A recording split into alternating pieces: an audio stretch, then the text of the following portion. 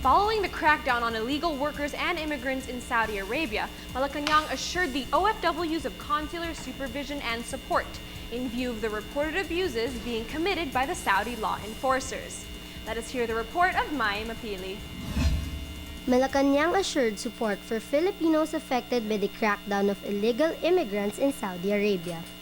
If there are abuses, PCOO Secretary Herminio Coloma Jr. is encouraging the filing of formal complaints. Tungkulin po ng ating pamahalaan na ipagtanggol ang karangalan at karapatan ng lahat ng mamamayan kung meron pong sapat na katibayan na ito ay naganap at sila ay handang magharap ng formal na usapin. Tutulungan po sila ng ating pamahalaan at na magawaran sila ng katarungan sa kanilang sinapit. According to Secretary Coloma, Filipinos have been working in the Middle East for 4 decades.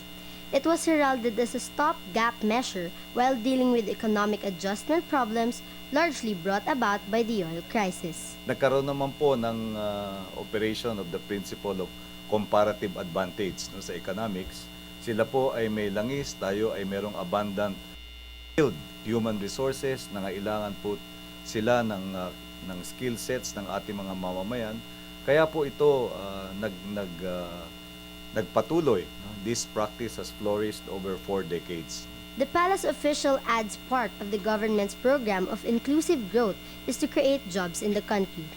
In the president's speeches, he mentions this whenever he talks about economic growth. Yan po ay isa sa mga layunin ng ating pamahalaan sa ating programa ng sustainable, long-term, inclusive growth.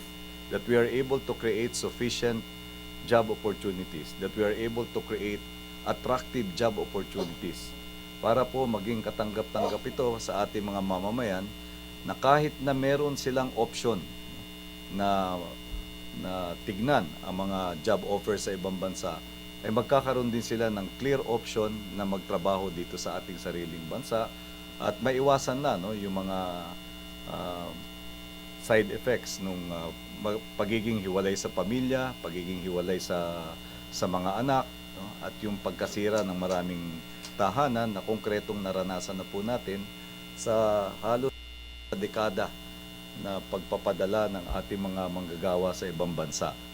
This is Mai Mapili for News at 1, Junior Edition.